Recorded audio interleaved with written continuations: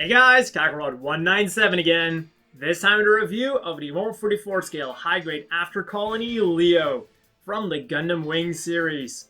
And man, did Bandai do a perfect job of recreating the gruntiness of the Leo in all of its perfection.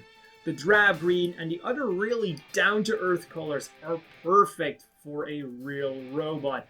On top of that, they absolutely nailed the proportions of the Leo, and there are almost no seam lines on this thing, with the exception being the arm and the side of the body. Moreover, you're going to require very little paint, just the tip of the machine gun, and one warning, you might see that the visor on mine is really nice and shiny, but unfortunately, we do not get any stickers to put behind it. So what you're gonna have to do is grab the metallic sticker sheet from any other high grade, put like the visor on it, cut around it, and put it behind the camera. Believe me, it is going to be absolutely worth it to really bring out the shine of that camera. Other than that, they really did an amazing job on the looks of this thing. On to articulation, and this is where things get a little bit less perfection. The head is on a ball joint, but it only goes a little bit up, a little bit down, and a little bit side to side, and you even have to extend the head in order to get it, because if you push it in, it's not gonna do much of anything, because this block is attached to the head. Now they could have done more if they went with a design like the Robot Damashi option pack, but that's how it is.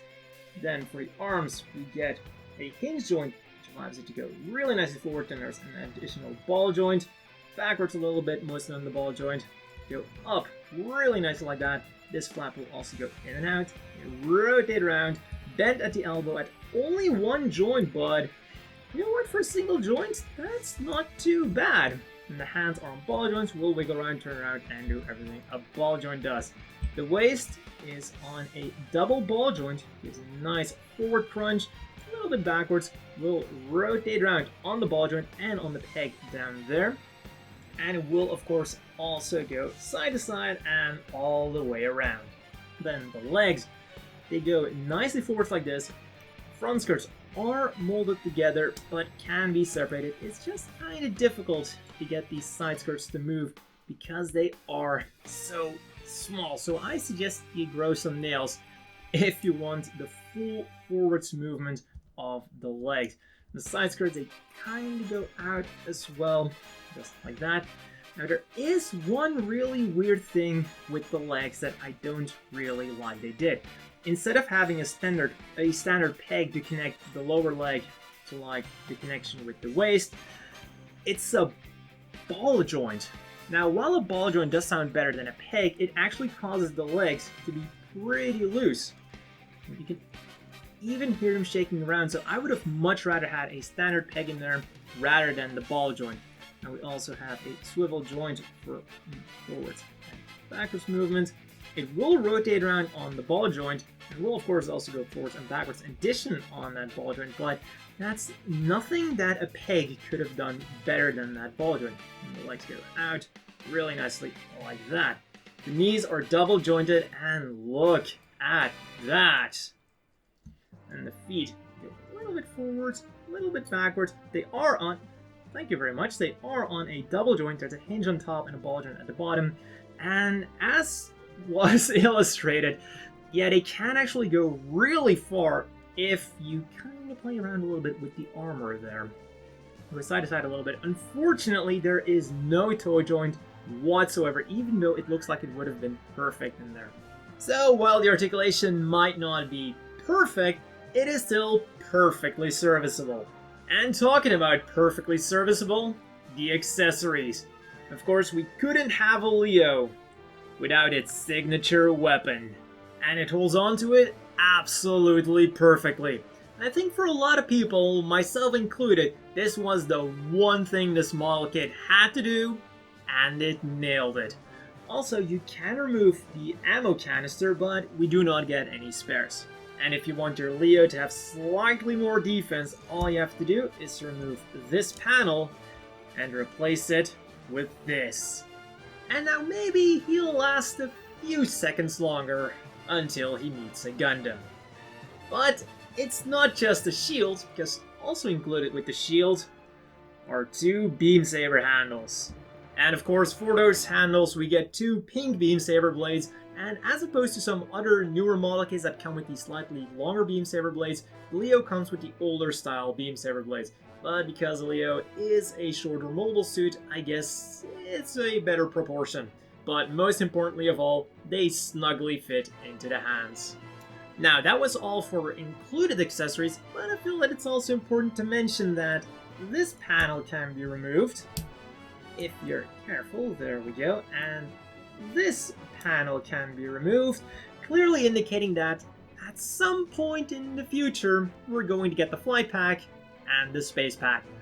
And if you just happen to have the Taurus's laser gun hanging around, the Leo can also wield that one.